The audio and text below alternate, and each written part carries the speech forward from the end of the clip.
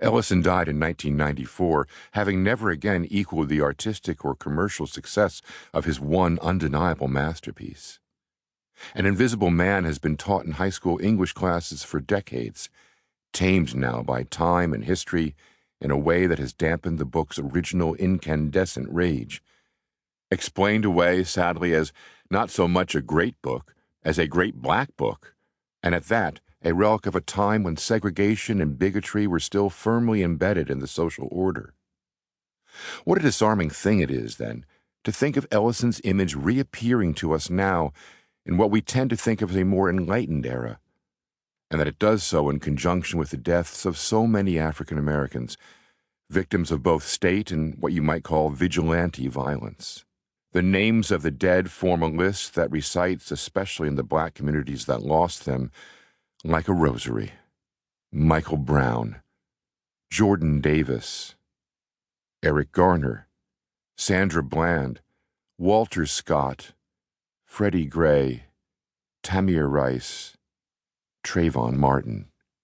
These were not the caricature criminals whom middle-class white Americans had been taught to fear.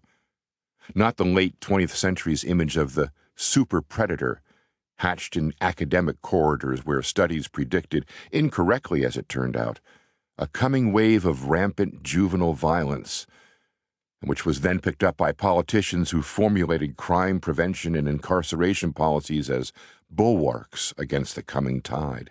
No, they were people whose crimes, jaywalking, playing loud music, failing to signal a lane change, making eye contact with a police officer, selling loosies, fleeing a traffic citation, holding a realistic-looking toy gun, being a stranger, were surreally dissonant with their fates.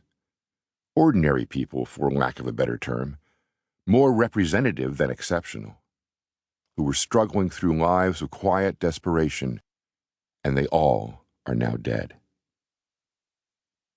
In most of these cases, we know how and where they were killed, and even by whom they were killed, why we even have video.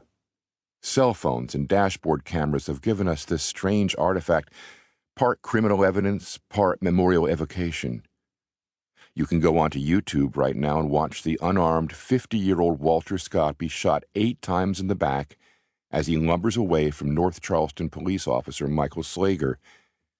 And you can watch it for as long as there's a YouTube.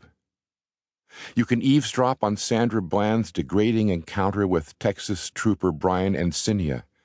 See the moments right before Freddie Gray gets loaded into a paddy wagon for his fateful ride to the station house. Or take in Eric Garner's desperate cry, "I can't breathe," as he is pinned to the ground by a Staten Island cop, even as we know that those will be Garner's last words on this earth. One feels guilty for watching these short, crudely rendered films, like gazing through a peephole onto some private pain. And yet we should be grateful to have seen them nonetheless. Not only do they serve as nearly incontrovertible evidence to be considered at trial, but they raise our awareness of what has been going on long before the video camera became miniature, personal, and ubiquitous.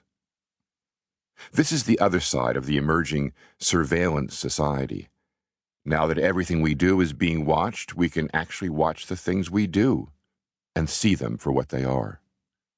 For surely it is not that the fates of Sandra Bland and Walter Scott and Eric Garner are unusual or even exclusive to our time. It is instead that the cell phone has become social science's microscope, permitting us to see daily life in atomistic detail. And as we do, old assumptions and standing narratives fall by the wayside. Watch, for instance, Officer Slager check Scott's pulse before apparently running to get his taser and dropping it by the victim's dead body. The better, one presumes, to illustrate the falsehood that he had been forced to kill him in a fight over his weapon. Had Faden Santana, a young Dominican barber, not been strolling by on his way to work and raised his cell phone to record the scene, we would be primed to accept such a story. Scott, after all, isn't here to contradict the officer. But just think now how many generations of Michael Slagers we have believed,